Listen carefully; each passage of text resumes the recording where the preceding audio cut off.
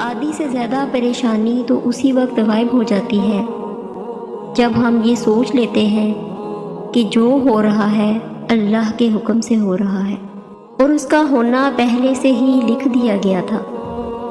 सो हमें बस सब्र करना है और आसानी का इंतज़ार करना है।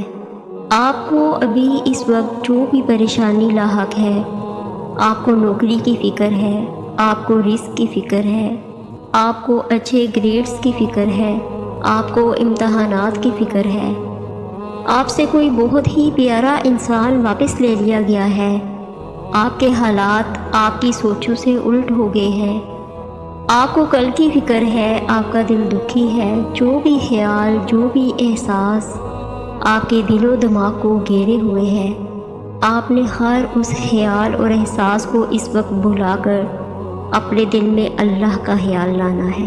मोजज़ों का भी नहीं सोचना, दुआओं का भी नहीं सोचना, आपने बस अल्लाह के बारे में सोचना है। आप अल्लाह के रहम को सोचें, वो रहम जो वो माँ की गोद से लेकर अब तक आप पर करता आया है।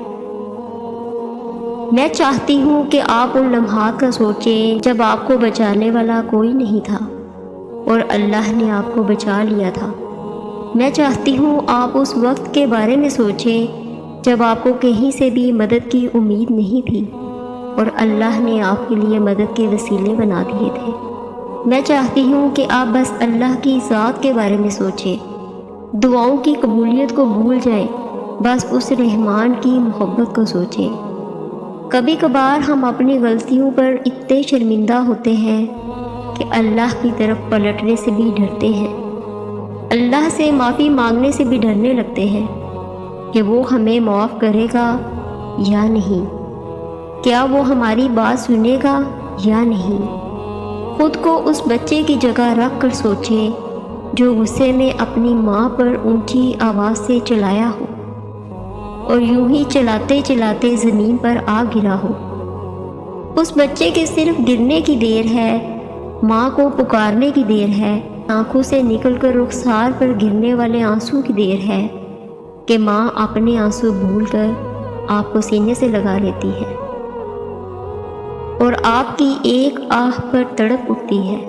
तो आपको क्या लगता है वो रब आपको नहीं थामेगा जो आपको 70 माओं से भी ज़्यादा प्यार करता है?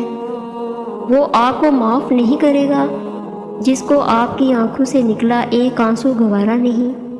हम कितने ही बड़े क्यों ना हो जाएं, माँ के लिए बच्चे ही रहते हैं। बिल्कुल इसी तरह अल्लाह भी हमसे बेहद मोहब्बत करता है। सोचें, अपनी आंखें बंद करके सोचें और फिर मुझे बताएं कि क्या अब भी आपको कल की फ़िक्र है?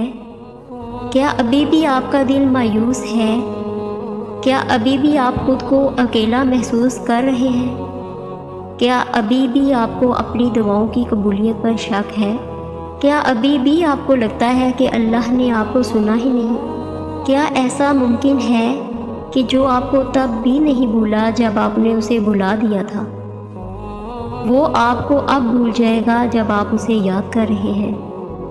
मैं आपको आज इस सवाल का जवाब नहीं दूंगी। आज ये सवाल मैं आप पर छोड़ रही हूँ। अब आपको इसका जवाब खुद से पूछना है कि क्या वाकई ऐसा मुमकिन हो सकता है।